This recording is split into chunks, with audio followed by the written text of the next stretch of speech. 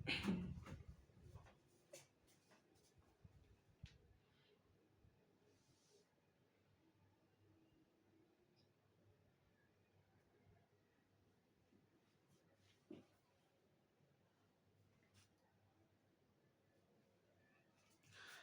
শিক্ষার্থী ভাই বোনেরা, নমস্কার, আদাব। আশা করি সবাই ভালো আছেন, সুস্থ আছেন।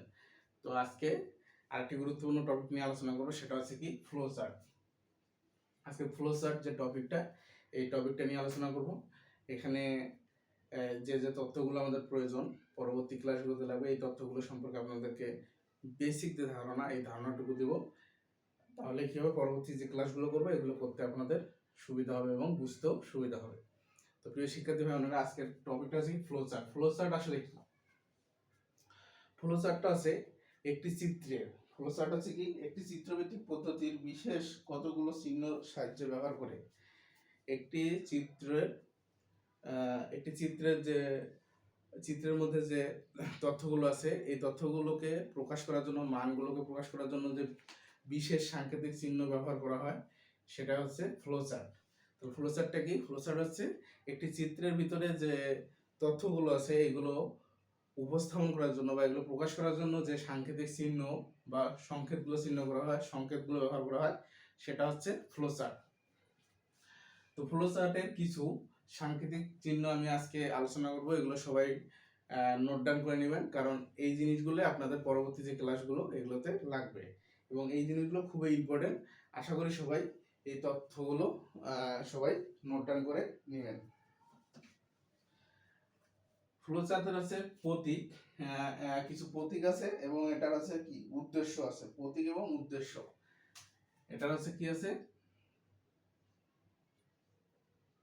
প্রতীক আছে কি উদ্দেশ্য। ফ্লো চার্টের কিছু প্রতীক আছে এবং উদ্দেশ্য আছে। তো আমি প্রতীকগুলো লিখবো এবং এগুলোর উদ্দেশ্য কি সেগুলো সম্পর্কে আপনাদেরকে বিস্তারিত জানাবো। এই যে একটা প্রতীক আছে আয়তকারের মতো, যে প্রতীকটা, এটার কাজ হচ্ছে প্রক্রিয়াকরণ। আয়তকারের মতো যে চিত্রটা আছে সেটার কাজ হচ্ছে কি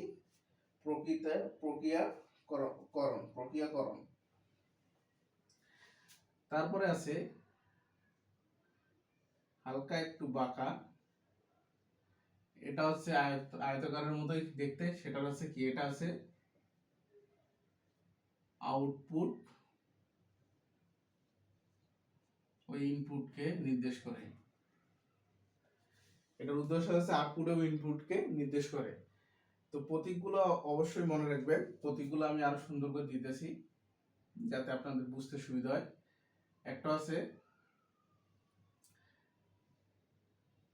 এটা,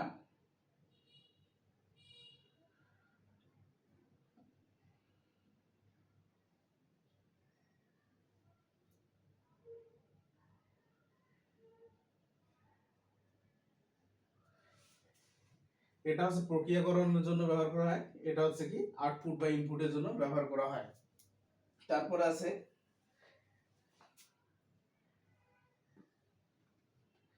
এটাকে হচ্ছে শুরু অথবা শেষ করার ক্ষেত্রে ব্যবহার করা হয়। এই যে প্রতীকটা, এই প্রতীকটা ব্যবহার করা হয় কি শুরু বা শেষের ক্ষেত্রে। শুরুর ক্ষেত্রে এই প্রতীক দিয়ে শুরু করব, এটা দিয়ে শেষ করব।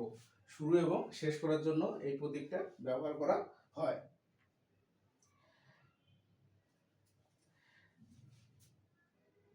তারপর হচ্ছে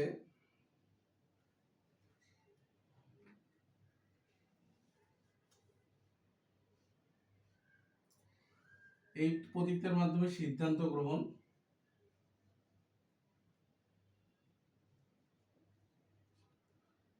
এই যে প্রতীকটা আছে রম্বসের মতো দেখতে, এটা দ্বারা কি সিদ্ধান্ত গ্রহণের জন্য এই প্রতীক চিহ্নটা ব্যবহার করা হয়।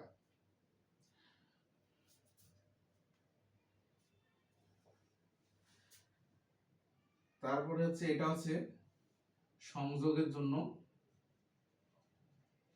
কোনো কিছুর সাথে সংযোগ করার ক্ষেত্রে এই প্রতীকটা ব্যবহার করা হয়। আবার হচ্ছে এই যে তীর চিহ্নগুলো আছে, এটা হচ্ছে প্রবাহ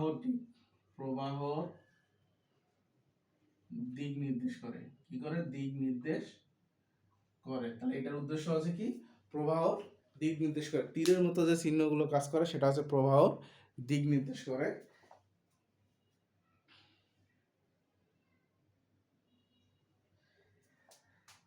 তারপরে দেখেন, এটা হচ্ছে আয়তাকারের মতোই, কিন্তু এটাই কিছু অংশ ভাগ থাকে। এটা হচ্ছে কি? সাবরুটিন নির্দেশ করে।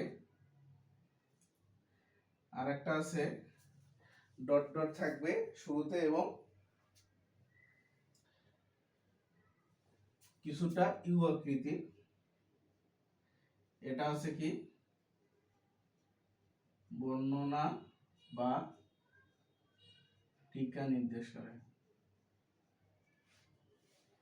এখন এই যে প্রতীকগুলো, এই প্রতীকগুলো দিয়ে আমাদের ফ্লো চার্টের কাজগুলো হবে এবং এগুলোর কাজ কি কি এগুলো সম্পর্কে আমি সংক্ষিপ্ত একটা ধারণা দিয়েছি। তো প্রথমের প্রতীকটা আছে কি? সেটা হচ্ছে প্রক্রিয়াকরণ। এটার কাজ হচ্ছে প্রক্রিয়াকরণের জন্য কি ইনপুটে চাওয়া হয় এবং প্রক্রিয়াকরণ শেষে কি ফলাফল যে ব্যবহার করা হয় সেটা হচ্ছে প্রক্রিয়াকরণ। আউটপুট এবং ইনপুট, এই যে প্রতীকটা আছে এটা দ্বারা কি বুঝাইছে? আউটপুট এবং ইনপুট। তো আউটপুট ইনপুট কি?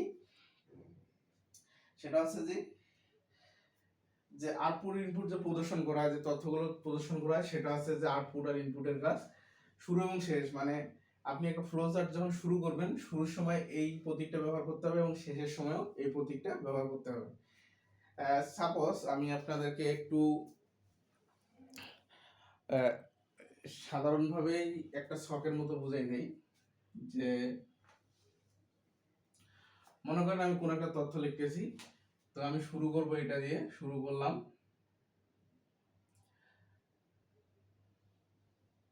এটা দিয়ে শুরু করলাম, তারপরে দিছি এই যে চিহ্নটা, এই চিহ্নগুলো, তীর চিহ্নগুলো যে প্রবাহের দিক নির্দেশ করে, এই প্রবাহের দিক নিলাম।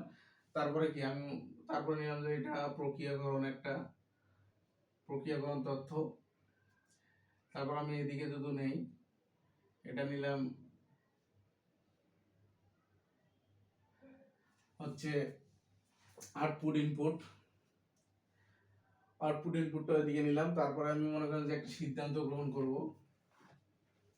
তাহলে সিদ্ধান্ত গ্রহণের জন্য আমার কি রম্বসের মতো যে চিত্রটা, এইটার এই ভিতরে যে তথ্যগুলো দেবো, এটা আছে আমার কি কোনো কিছু তথ্যের যা কোনো কিছু সমস্যা সমাধানের যে সিদ্ধান্ত, ওইখানে সিদ্ধান্তটা আমি গ্রহণ করব।